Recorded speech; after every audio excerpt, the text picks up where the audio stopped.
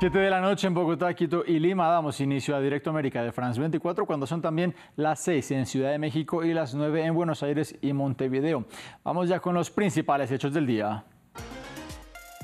La guerra en Ucrania estuvo presente en las conmemoraciones por los 80 años del desembarco en Normandía. El presidente ucraniano Volodymyr Zelensky fue recibido en París por su homólogo francés Emmanuel Macron, mientras el mandatario francés reiteró su apoyo a Kiev. Desde el Kremlin amenazaron a los países occidentales que entreguen armamento a Ucrania. Seguimos en suelo francés. Allí el presidente estadounidense Joe Biden ofreció disculpas a Volodymyr Zelensky por el retraso en la aprobación del nuevo paquete de ayuda. El mandatario dio a conocer una nueva dotación de $225 millones para las fuerzas de Kiev. Se cumplen 8 meses de la guerra entre Israel y el grupo Hamas en la Franja de Gaza. Naciones Unidas incluyó a Israel en la lista de países que han cometido violaciones contra los derechos de los niños en contextos de conflicto armado. El premier Benjamin Netanyahu rechazó la noticia y defendió la moral de sus decisiones. En economía analizamos las declaraciones de Vladimir Putin, el presidente de Rusia, en el Foro Económico de San Petersburgo, quien volvió a desafiar a Occidente. Martín Gripo nos trae los detalles y en una semana en el mundo repasamos los temas claves de la agenda internacional. En el centro de esta emisión, como no, las elecciones europeas y la actualidad de la guerra en Gaza entre Israel y Hamas. Lo repasamos con María Clara Calle y sus invitados. Comenzamos.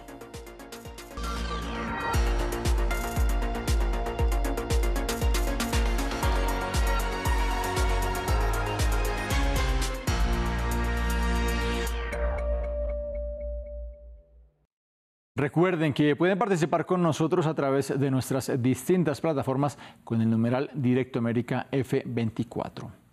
En su segundo día en Francia, el presidente ucraniano Volodymyr Zelensky logró más apoyo militar por parte de la Organización del Atlántico Norte, OTAN. Zelensky también se reunió con sus homólogos de Estados Unidos y Francia, Joe Biden y Emmanuel Macron, mientras que desde Rusia enviaron una fuerte advertencia a quienes sigan apoyando a Kiev. Samuel Salgado Castro con el informe.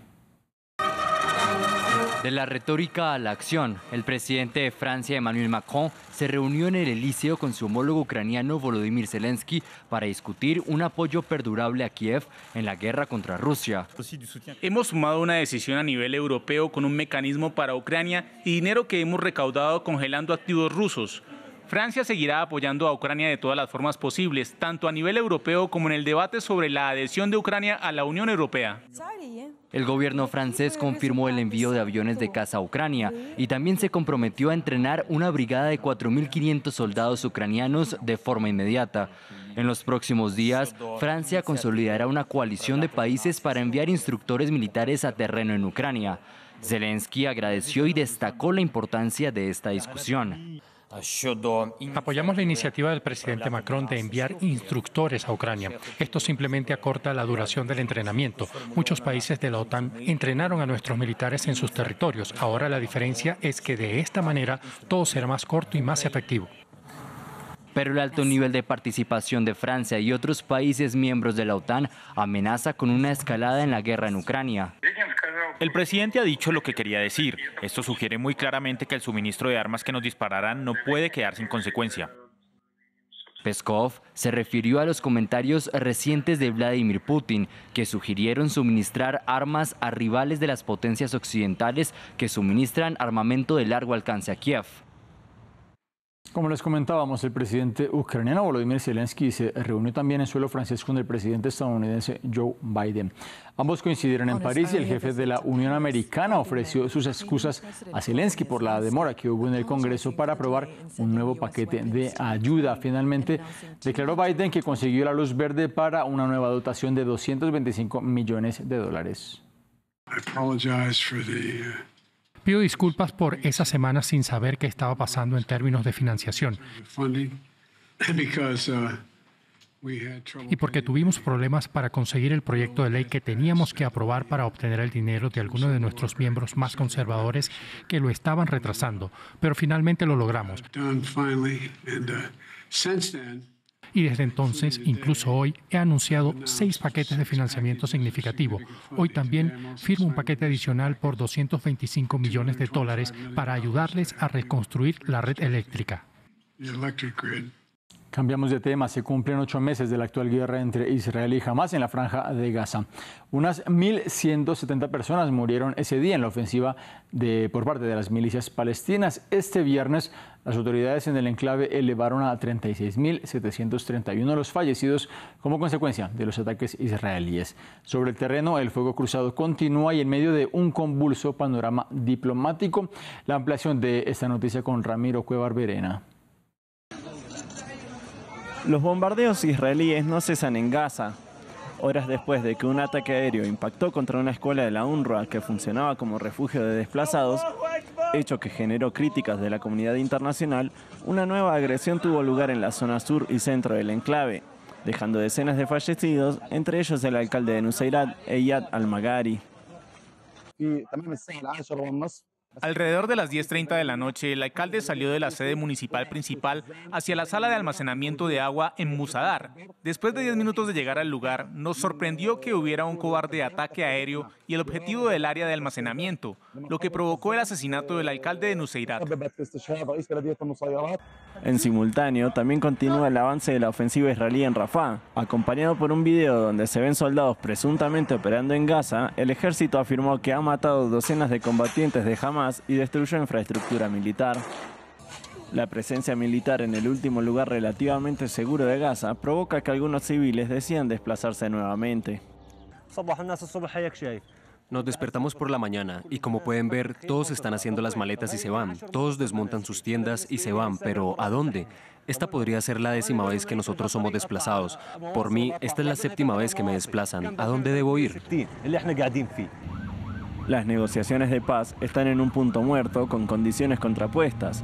Mientras la propuesta de Estados Unidos, avalada por Israel, insta a Hamás a liberar a los rehenes a cambio de unos meses de alto el fuego, el grupo palestino quiere que el ejército israelí se retire definitivamente, algo que no conciben desde Tel Aviv. Hay más noticias sobre esta guerra. El informe anual sobre los niños en conflictos armados de Naciones Unidas encontró que Israel no ha tomado medidas para la protección de la infancia y como consecuencia ahora se encuentra en una lista de responsables de violaciones contra sus derechos elementales, al igual que otras entidades como la propia Yihad Islámica o su principal enemigo, Hamás. Más en el siguiente informe. El autodenominado ejército más moral del mundo, las Fuerzas Armadas de Israel, han sido añadidas por las Naciones Unidas a una lista internacional de responsables de violaciones contra los derechos de los niños en zonas de guerra. El informe especial sobre los niños en conflictos armados encontró que Israel no ha implementado medidas para la protección de los mismos, después de haber reconocido en mayo que 7.797 infantes han sido asesinados en Gaza. This report comes every year at the request of the Security Council. Este informe se publica todos los años ante petición del Consejo de Seguridad, los cuales crearon este mecanismo. Se basa en una metodología muy bien establecida y transparente. Creo que el secretario general ha sido muy claro al hablar de violaciones al derecho internacional y a los derechos humanos desde el 7 de octubre. En 2014, un convoy especial de las Naciones Unidas recomendó añadir a Israel a la lista, lo cual se materializó 9 años después. Entre otros miembros se encuentran las Fuerzas Armadas rusas, que fueron añadidas en 2022, la Yihad Islámica y Hamás. La inclusión de Israel a esta lista fue recibida negativamente por múltiples autoridades israelíes, especialmente por la cabeza de Estado. La ONU se puso hoy en la lista negra de la historia cuando adoptó las absurdas afirmaciones de Hamás. El ejército israelí es la fuerza armada más moral del mundo y ninguna decisión absurda del secretario general de la ONU puede cambiar eso. Desde el comienzo del conflicto se ha confirmado la muerte de más de 36.000 gazatíes. Las autoridades sanitarias de la franja dicen que más de 15.500 de esas víctimas eran niños. Hoy fue el segundo día de las elecciones al Parlamento Europeo que se extenderán hasta el domingo y el turno de este viernes fue para Irlanda y la República Checa. Los checos votaron para renovar 21 escaños, mientras que los irlandeses para un total de 14 de los 720 que conforman el hemiciclo europeo. El jueves los comicios se abrieron en Países Bajos y este fin de semana lo hará el resto de los Estados miembros que conforman el bloque. Se espera que los resultados se conozcan el domingo por la noche en el viejo continente. Seguimos en Europa porque en este contexto la primera ministra danesa Mette Frederiksen fue agredida por un hombre en el centro de Copenhague, la capital del país. Desde la oficina de la mandataria expresaron que el sujeto fue detenido y que la jefa de gobierno se encuentra conmocionada. Magnus Heunicke, ministro de Medio Ambiente, manifestó en redes sociales que algo así no debería ocurrir. Dinamarca, que acude precisamente a las urnas de estas elecciones este fin de semana.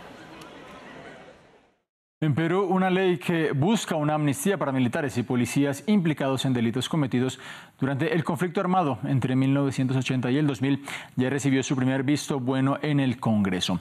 El proyecto lo promueve el legislador José Cueto de la bancada de Renovación Popular y ex jefe del Comando Conjunto de las Fuerzas Armadas. Señor Cueto, gracias por estar con nosotros. La ley declara que los delitos de lesa humanidad y crímenes de guerra antes del 1 de julio de 2002 sean prescritos. ¿Pretende esta norma desconocer al Estatuto de Roma y otros acuerdos que Perú ha firmado para proteger los derechos humanos y evitar la impunidad? Bueno, buenas noches. Primero, un par de declaraciones. Nosotros ya hace un par de semanas ya no somos miembros de la bancada de Renovación Popular. Tenemos una nueva bancada que se llama Honor y Democracia. Y dos, este proyecto de ley no pretende desconocer el Estatuto de Roma. Todo lo contrario, lo que estamos haciendo es justamente precisar que lo que manda el Estatuto de Roma y el convenio de imprescriptibilidad de delitos de crímenes de guerra deben regirse tal cual lo acogió el gobierno peruano en el año 2002 y 2003 sucesivamente. De ahí para adelante, tal como manda nuestra Constitución y tal como lo ordena estos dos organismos, estos dos convenios internacionales. Ningún delito o supuesto delito cometidos antes de esa fecha pueden ser, digamos, llamados, utilizados o invocados como delitos de lesa humanidad si no estaban puestos en la normatividad jurídica de nuestro país. Sí. Lo único que estamos haciendo es simplemente preciso. ¿Por qué?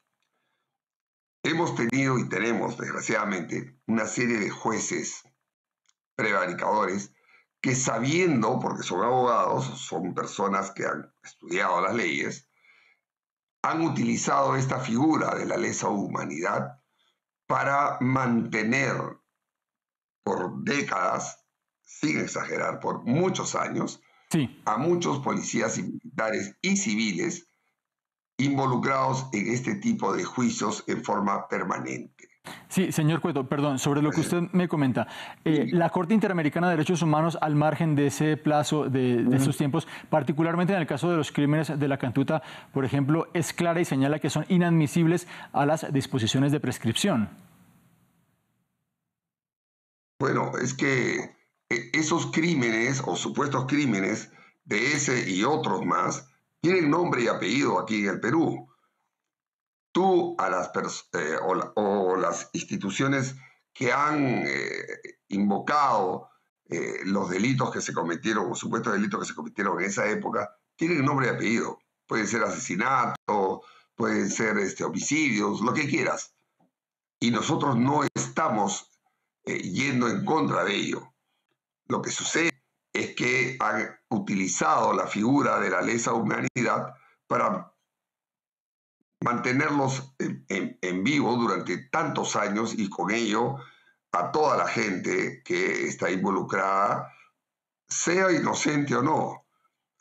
Entonces, lo único que se está tratando de hacer es que todos nuestros militares y policías que lucharon contra el terrorismo en esa época, ¿no?, sean tratados como cualquier ciudadano. Es más, los mismos terroristas y los delincuentes son juzgados con esas normas, no con el delito de lesa humanidad. No hay un solo terrorista, no hay uno solo que haya sido invocado por el delito de lesa humanidad. Sí, señor José Cueto, estaremos muy pendientes al avance de esta ley en el Congreso peruano. Muchas gracias por haber estado con nosotros y las excusas por la pertenencia a su bancada anterior. No te preocupes. Muchas gracias también a ustedes. Un abrazo.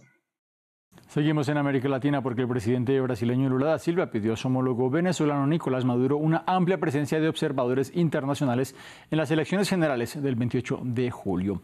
Fue a través de una conversación telefónica que Lula reiteró el apoyo de su gobierno a los acuerdos de Barbados entre el Ejecutivo y la oposición y que sentaron las bases de los actuales comicios.